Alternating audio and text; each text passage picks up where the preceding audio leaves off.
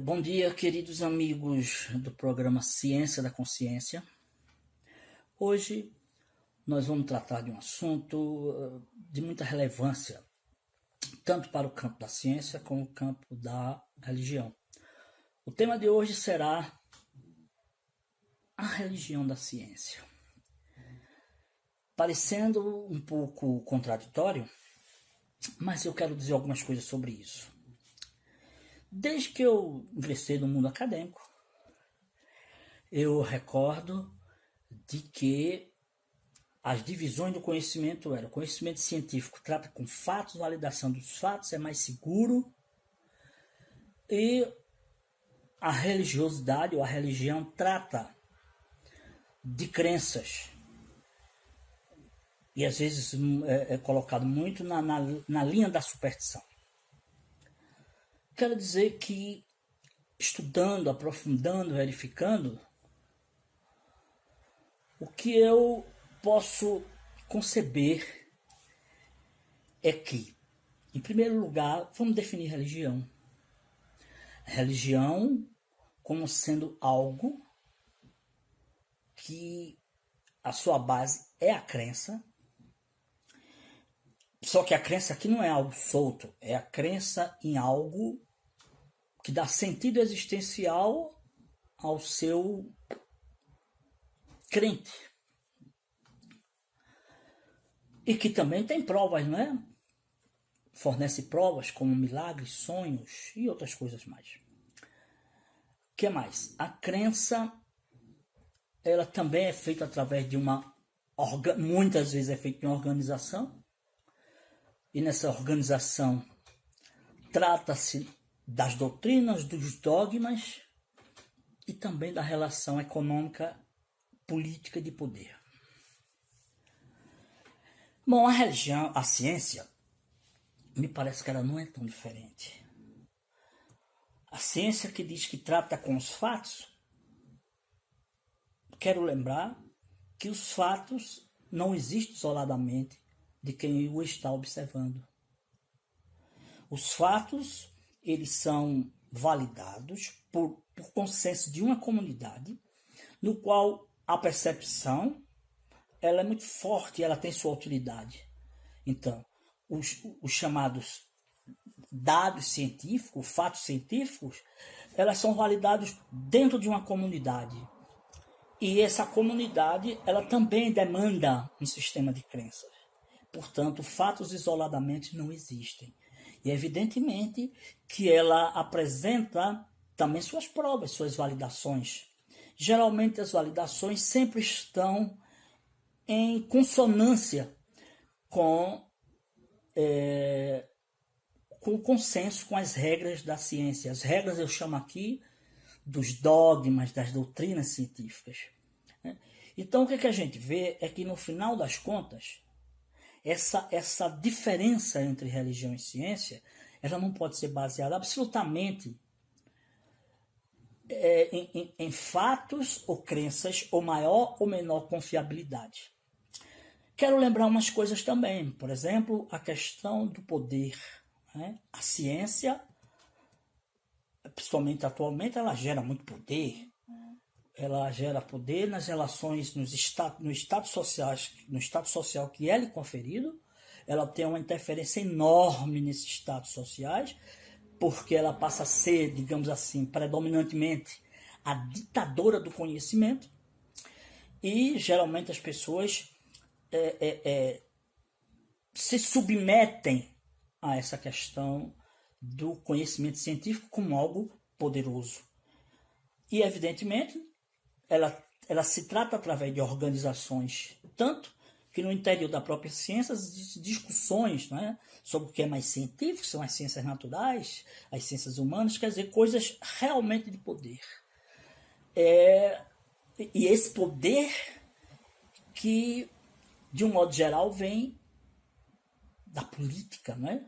Você tem aqui o CNPq, você tem a CAPES, que dita os comandos do que deve ser científico. Então, a comunidade científica aparentemente opina, mas ela muito mais se submete do que ela, de fato, ela trabalha de uma forma, não digo isolada, mas de uma forma mais autônoma. E é claro que a questão das relações econômicas são fortíssimas, não é? A ciência que foi colocada como a serviço da humanidade, para o bem-estar, para a melhoria da humanidade, evidentemente que hoje, que atualmente, ela está super inserida no sistema econômico, num grande jogo de interesses, onde ela investe em coisas que lhe dão, não só do ponto de vista pessoal, que lhe dão prestígio, mas também do ponto de vista das empresas que investem maciçamente, a política investe maciçamente. Tanto que você vê a ciência chegando a grandes trabalhos de descoberta, de consenso, que vai servir, mas para um grupo determinado. Né? Até na questão da saúde, por exemplo, você vê que a saúde ela não é algo que está sendo viabilizado para a comunidade de baixa renda. Geralmente ela atende os grandes laboratórios e ela também atende a pessoas de alta renda.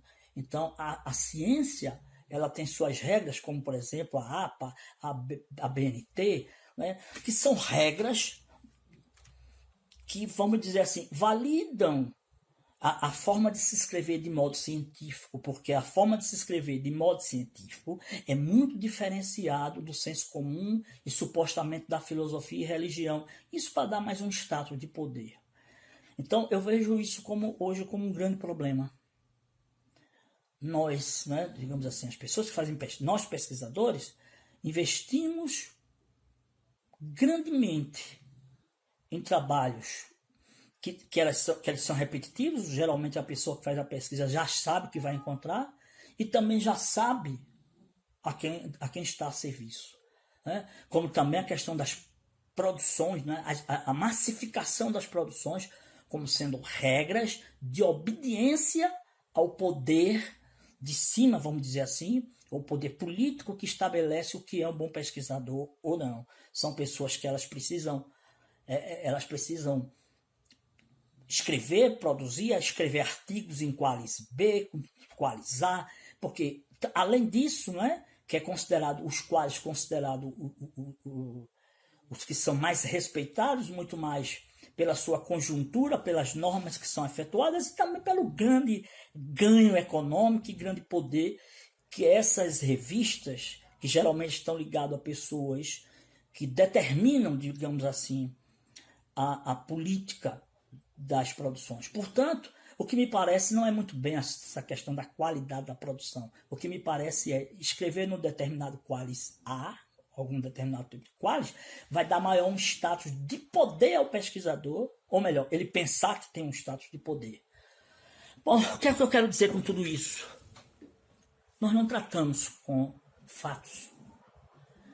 E aí, nem ciência, nem religião, nem filosofia, nem o senso comum. Nós olhamos de um certo modo os fatos, vamos dizer assim, mas há sempre uma interpretação. E essa interpretação não é uma interpretação ingênua.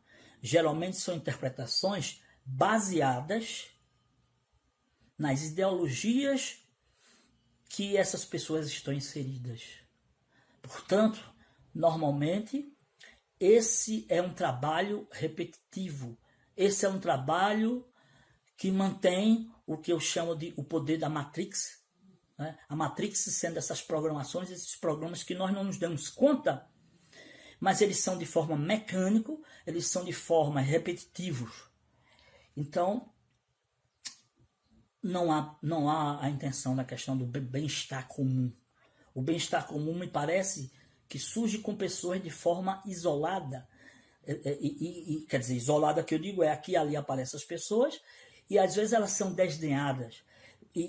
Mas elas têm nos mostrado, também como os grandes mestres nos têm nos mostrado, que existe uma outra forma de acessar que não seja essa. Nós nunca seremos imparcial. A ciência não tem compromisso com a imparcialidade. Ela até pode afirmar que tem. Ela tem sua utilidade, como a religião tem sua utilidade. Como a filosofia tem sua utilidade. No entanto, nenhum proceder, nenhuma atividade dessa trata diretamente com a questão do que eu chamo de real absoluto, e muito menos com a questão da qualidade de vida para os seres humanos e para o planeta. Então, a primeira coisa que eu quero dizer aqui é isso, é que nós estamos fatos, ou melhor, ela produz fatos que estão diretamente vinculados ao seu sistema de crença. Claro que tem sua utilidade, não é? Vamos dizer que as tecnologias já apresentadas mesmo na área da saúde, mesmo na área, por exemplo, construir um avião, construir celulares, são coisas consideradas úteis, no sentido de melhorar a qualidade tecnológica. No entanto, do ponto de vista humanista, nós estamos parados ou então nós pioramos, porque não estamos a serviço disso. Nem religião, a religião está também em detrimento de uma crença, mas uma crença baseada também em poder, né? A filosofia com seus olhares, mas também está delimitada pela tentativa de compreender, mas se coloca também como parcial. E a ciência, né? Que hoje é o que impera no mundo, é o que está ditando o conhecimento no mundo, igual à Idade Média, não é? Que era a religião, e infelizmente não chegou a qualquer denominador comum no sentido de melhorar nossa qualidade de vida. Então, finalizando, a ciência, o compromisso da ciência não são com os fatos, mas são com as crenças. E posteriormente nós vamos tocar mais nesse assunto. Bom dia, muito obrigado.